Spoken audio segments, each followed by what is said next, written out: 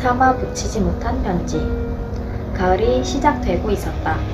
햇볕은 아직 뜨겁지만 바람이 선선한 어느 오후 사무실로 한 통의 전화가 걸려왔다. 건물 관리인이라는 그는 세입자가 사망한 집에서 악취가 난다며 장소를 의뢰했다. 약속 시간을 정하고 장비를 챙겨 도착한 곳은 서울대 부근의 원로. 관리인이 열어주는 문 안으로 들어가니 싱글 침대에 붙박이장, 싱크대, 책상과 책장이 전부인 작은 방이었다. 창문에는 정테이프가 꼼꼼히 둘러쳐져 있었다. 관리인이 말했다. 면단을 비웠어요. 침대 매트리스에 뚜렷이 남아있는 죽음의 흔적들. 먼저 매트리스를 검은색 비닐 소재의 포장재로 겹겹이 싸서 밖으로 내갔다. 들고 나르는 동안 매트리스에 밴 부패물이 사람들에게 노출될 수 있고 악취가 새어나갈 수도 있기 때문이다. 매트리스를 지우자 한결 숨쉬기가 편해졌다. 휴대용 환풍기를 설치하고 창문을 활짝 열어 환기를 시켰다. 건물들이 다닥다닥 붙어있지 않고 바람도 적잖이 불어 창문을 열고 작업해도 이웃의 별다른 폐를 끼치지 않을 터였다. 이제 유품들을 정리할 차례.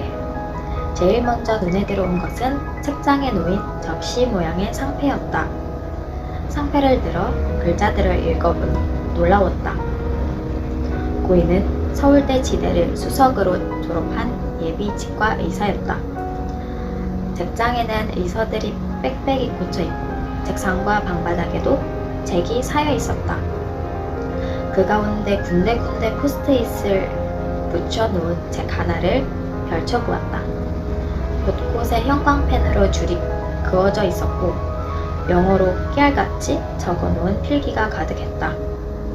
시대에 다니는 동안 고인이 얼마나 열심히 공부했는지 짐작되는 순간이었다. 그는 열심히 공부하지 않은 적이 단 한순간도 없었을 것이다.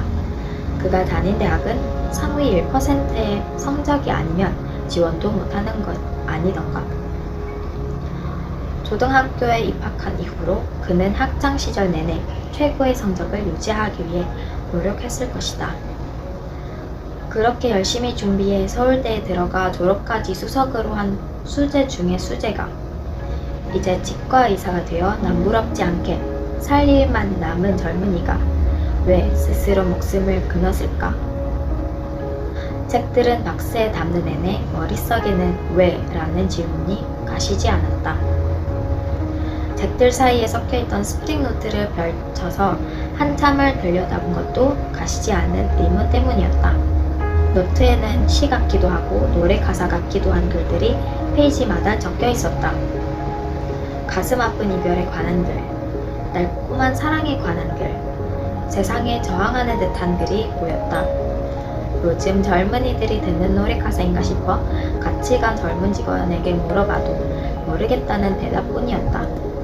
대문을 안 낸 채 계속 부품을 정리하는데 붙박이장 한 구석에서 기타가 나왔다. 오랜 시간 주인의 손길을 타는지 색이 많이 발해 있었다. 한때 기타에 빠져 지낸 적이 있던 터라 반가운 마음에 줄을 튕겨보았다. 최근까지 자주 사용했는지 조율이 잘 되어 있었다. 기타 옆에는 상자가 하나 놓여 있었다. 열어보니 악보가 가득했다. 오선지에 직접 그려놓은 음표들 그리고 노랫말들. 방금 스프링노트에서 본 바로 그 글이었다. 악보는 좋게 몇백 장은 되어 보였다. 상자 아래쪽으로 갈수록 악보의 색깔이 달라 맨 밑에 깔려있는 것은 누렇게 변색되어 있었다. 상자에 다시 악보들을 넣어두려는데 편지봉투 하나가 바닥으로 툭 떨어졌다. 받는 사람 주소에 경상북도의 한 지역이 적혀있고 뼈까지 붙어있었다.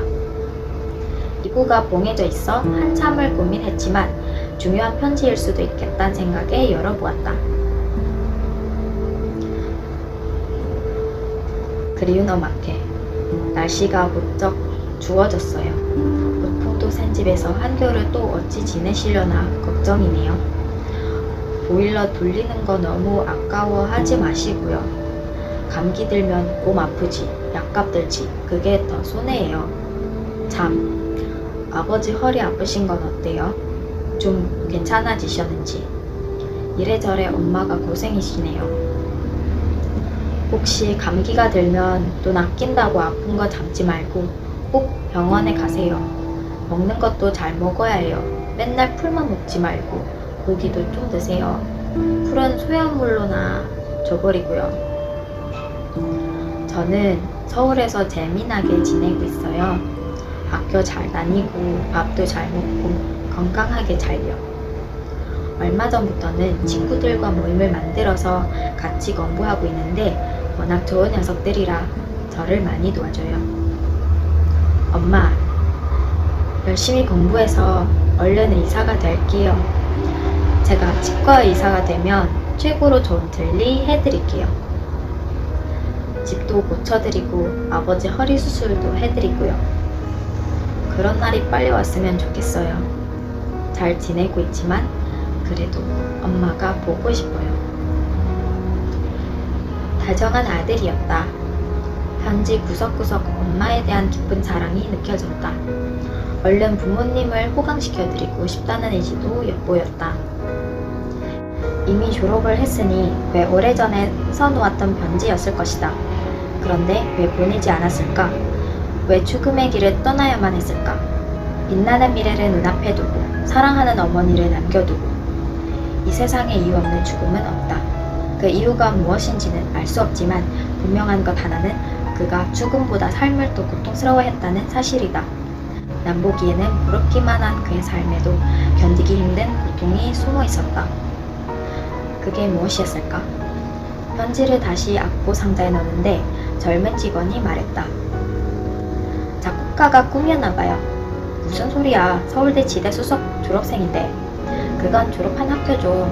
치대를 나왔다 해도 하고 싶은 건 다른 일일 수 있잖아요. 순간 뒤통수를 한 대 얻어맞은 느낌이었다. 직원의 말이 맞았다. 치대를 졸업했다고 해서 꿈이 꼭 치과의사라는 법은 없었다. 편지 내용을 미뤄보건대 넉넉치 않는 집안 형편에 부모님 건강도 좋지 않고 다른 형제를 언급하지 않았으니 외아들일 확률이 높았다.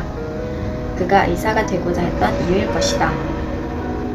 감당할 것도 책임질 것도 너무나 많았던 무거운 인생. 그러나 정작 그가 하고 싶은 일은 노래를 만드는 것이었다. 그것이 그가 누구에게도 털어놓지 못한 꿈, 부모님에게도 말하지 못한 꿈이었다. 이 바보 같은 젊은이는 자신이 원하는 삶을 살며 행복해하는 모습을 보여드리는 것이 진정한 효도라는 것을 몰랐다. 그는 늘 자랑스러운 아들이었지만 그것이 그가 수재여서도 의사가 될 사람이어서도 아니었다는 사실을 알지 못했다. 부모님에게 그가 소중한 까닭은 다만 자식이었기 때문이다. 살아있는 것만으로도 눈물겨운 존재가 자식이라는 것을 그는 미처 헤아리지 못했다. 자식이 부모 마음을 어찌 헤아리겠는가? 장례 지도사로 일할 때 수많은 죽음을 보았지만 돌아가신 부모를 안고 우는 자식은 거의 보지 못했다. 하지만 부모는 반드시 자식을 품에 안는다. 언제인가 변사체가 발견됐다는 연락을 받고 수습하러 간 날, 머리카락이 긴 것으로 보아 여자로 짐작할 뿐 형체를 알아볼 수 없는 시신 앞에서 모두가 코를 막은 채 멀리 떨어져 있었다. 그런데 그때 누군가 뛰어들어오더니 상체를 끌어안고 울기 시작했다. 고인의 아버지였다. 아버지는 딸의 얼굴에 자신의 얼굴을 비비며 한참을 그 자리에 머물러 있었다. 살아있든 죽었든 후회했든 아버지에겐 그저 소중한 딸이었던 것이다.